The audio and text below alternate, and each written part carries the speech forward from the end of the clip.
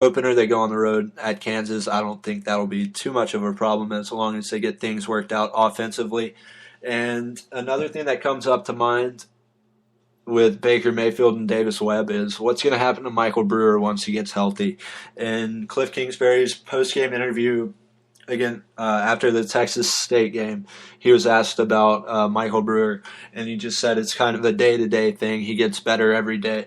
Health-wise, he went out with some back problems. Hasn't even suited up yet this year. He's just been wearing his jersey on the sidelines. But with Baker being 4-0 as a starter, I really don't see it being a problem starting him the rest of the year, honestly, unless we run into some sort of catastrophe. Because, I mean, he leads all freshmen in yardage thrown, touchdowns thrown 4. He's thrown 8. He's thrown 4 picks also. But he, like I said, I can't stress it enough. He's a true freshman walk-on. There are going to be mistakes. Cliff Kingsbury realizes that. Luckily, they have a bye week this week to work out some of those kinks. And in my opinion, Davis Webb, it seems like they produce better offensively, but he's thrown as many touchdowns as interceptions this year. So efficiency, he's not that great, but the offense as a whole seems to operate better with Davis Webb executing the plays. So, yeah, I think Baker Mayfield's going to be the starter for the remainder of the year unless we run into some serious problems. Then I'd see him getting into Davis Webb and Michael Brewer.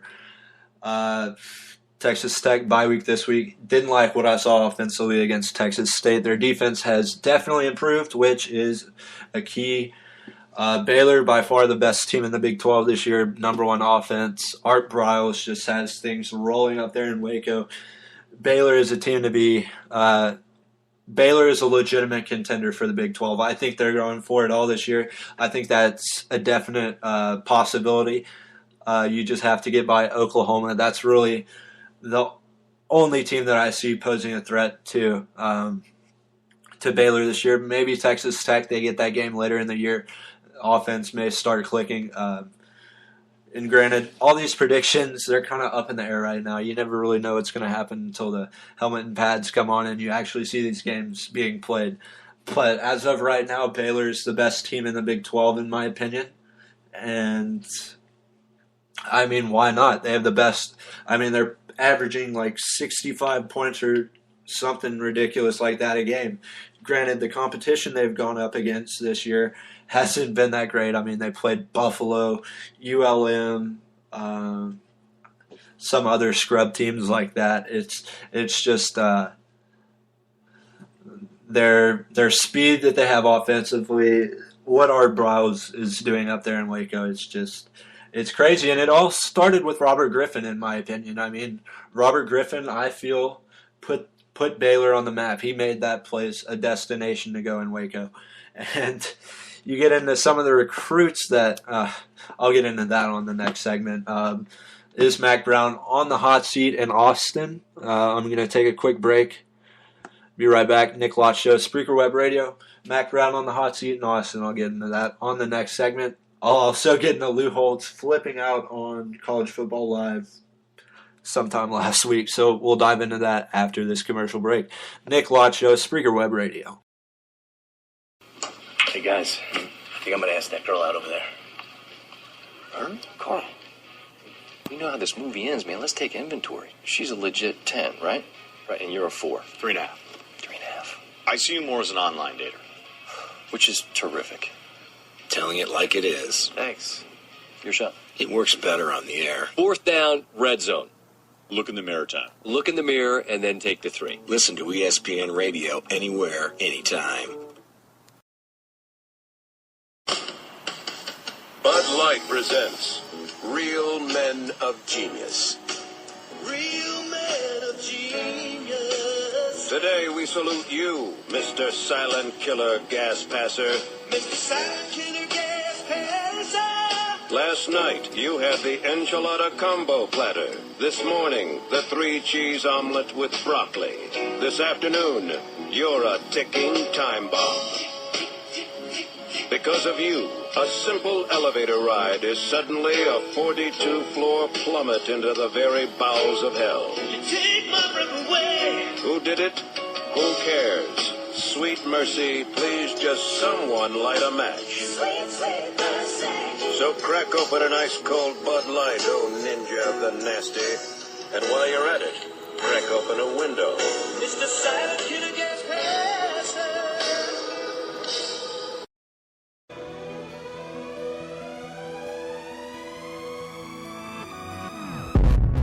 Waking up to ash and dust, I wipe my brow and I sweat my rust. I'm breathing in the chemicals.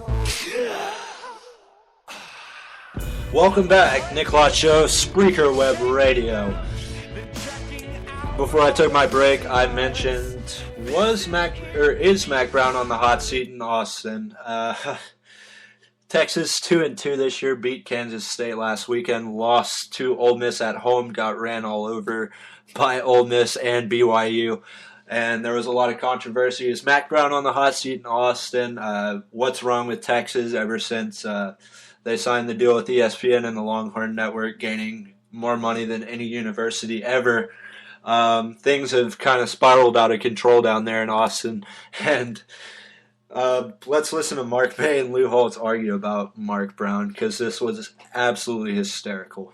Physical toughness at the point of attack, playing great defense, getting great quarterback play. They will not play for another national championship. That is the deciding factor right there. I'm going to rule in Counselor May's favor because of the last thing he said. Until they get their identity back and their toughness, and they stick with an identity. Because he said he was chairman of the board. The chairman of the board has changed his underling time and time again. That's damn nonsense, like anything else. Hey, I tell you, I'm getting upset about this thing. I mean it sincerely because you don't listen. All you're thinking about is we have 8 more months till basketball season starts. That's the only thing that's important to you. You don't listen to a damn thing. This is out of order. I am damn sick and tired of everybody jumping on coaches, and you particularly. And I mean that sincerely. But I don't want to do this damn thing anymore. I'm in one foot. I mean it. I'm not doing it again. That ain't enough. Hell with it. Other than the fact that you can understand every other word that Lou Holtz said, you have to look up that video. Just go to YouTube, search Lou Holtz, Mac Brown. Apparently his buttons got pushed the wrong way, and he got pretty fired up. Ended up throwing his podium down and walking off set because he was so mad. But I kind of agree with Mark May. Texas doesn't really have an identity right now. They have a quarterback crisis. They don't. David Ash and Case McCoy. I mean, it's kind of heads or tails for either guy right now. David Ash went out last weekend against Kansas State with concussion-like symptoms, and Case McCoy came in and ended up getting the win for Texas. But I don't think. And a lot of this comes down to Mac Brown's recruiting, in my opinion. Look at the recruits that he's lost in his own backyard over the past few years. Robert Griffin III.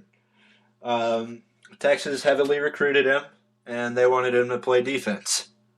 They said, you're not good enough to be a quarterback for us. We're going to put you on the defensive side of the ball. Robert Griffin says, no, thank you. I'll take my talents to Baylor and win a Heisman while I'm there and beat you twice. And then Johnny Manziel, recruited by Texas. Oh, we're going to put you at safety. You don't have the size to play quarterback in our system. You're only 6 feet tall. He goes on to do great things at A&M, as we all saw last year, and it just kind of leaves Mac Brown standing there looking like an idiot because he doesn't know how to recruit these guys. He doesn't know how to use the talent that he has available. I mean, he lost. And those aren't the only two. He's losing so many recruits to A&M right now because A&M they're on the rise. Their move to the SEC, that in itself, me and Armando talked about that last year, that in itself brought a lot of recruits to Texas A&M regardless of, and this was before A&M was going to be good in the SEC. They're a force to be reckoned with in the SEC West. I mean, the SEC West, the top 3 teams, obviously LSU, A&M, Alabama in no particular order.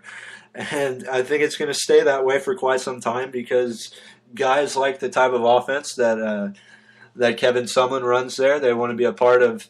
They want to be a part of this new breed of Texas A&M in the SEC, and with the fact that Texas is losing countless recruits to A&M, I think it'll be a while before, like Mark May said, until this team gets an identity, I don't really know what's going to happen, and I believe that 100% because when Texas was good back in the early 2000s, I mean, you had Vince Young in 2005, won him that national championship. And the last time they were good was when they played Alabama in the national championship. Colt McCoy went out. Granted, if that never happened, that game probably could have even turned out a whole different way, but it didn't. And that was kind of the demise of University of Texas football, in my opinion.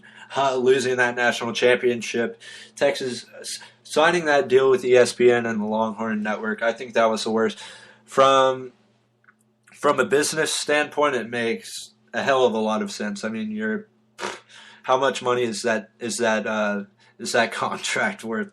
Millions and millions and millions of dollars, but and that's going to gain you some recruits. They're going to get some crazy exposure. Texas has been known for their athletic department, and like I said, with A&M moving to the SEC, that's kind of stealing the recruits away from Mac Brown, and the fact that he doesn't know what to do with his talent once he gets it there, if he can even get it there anymore. I kind of think if with Texas going 5-7 a couple years ago, kind of raised some eyebrows up there in Austin. And I think if Texas doesn't go 6-6 this year, Mac Brown's out of there. And like I said, Baylor's going to be good this year. Oklahoma's going to be good this year. I think Texas Tech can be competitive. 6-6. That's going to be middle of the road for Texas. Obviously, they're going to want to do better. Best case scenario, I see that team at 8-4. Worst case scenario, 5-7, and Mac Brown gets fired. They don't have offensively, they're lost. They don't know what they're doing. Defensively, they fired their defensive coordinator week 2, so they're just implementing people they already have in the system. But I think the end is soon coming for Mac Brown in Austin. So I want to close out this show right now with a Heisman watch. Closing in on 30 minutes. I'm running out of stuff to talk about. I'm kind of rambling at this point. My Heisman watch. 4 weeks into the season. Number 1 on the list, Jeremy Hill. He was suspended for the first game against TCU, and since he's just been an absolute beast. I mean, he ran for 175 yards against Auburn in like 17 carries or something ridiculous like that. I mean, he's just a powerful back. I think he's going to do great things this week against Georgia and go on to do great things for the rest of the season. Number 2, Johnny Manziel. He is just you can't put into words how talented this guy is. I mean, like I said earlier, the way that he can extend the plays, his receivers are trained to just kind of run around and get open because you never know what's going to happen with Johnny. I mean, in my opinion, I think he's a great quarterback. Is he NFL ready at this point in time? No. I think he's granted, he's improved a lot as a passer. His arm strength's gotten better. He put in the work this offseason, and it's showing up. It's obviously showing up in what he can do with his legs. I mean, he doesn't even know what he's going to do with the ball pre-snap. It's kind of spur of the moment. But I think that kind of attitude kind of gets Johnny into some trouble. I mean, you saw it against Alabama when he threw that. I just feel like he tries to make too much happen. He was getting pressured out of the backfield, kind of ran around, almost gets pulled down by the back of his jersey and just throws it up for grabs. And somehow an A&M receiver came down with it. He did that later in the game, just kind of threw it into traffic. It got tipped and intercepted and returned for a touchdown. And that was the difference in the game when you look at it because A&M only lost by 7 points. But he's a good quarterback. I just think he tries to make too much happen. A.J. McCarron going for his third straight national championship. Very efficient as a passer. He's number 3 on my list. Very efficient as a passer, like I said. Tremendous amounts of respect for this guy.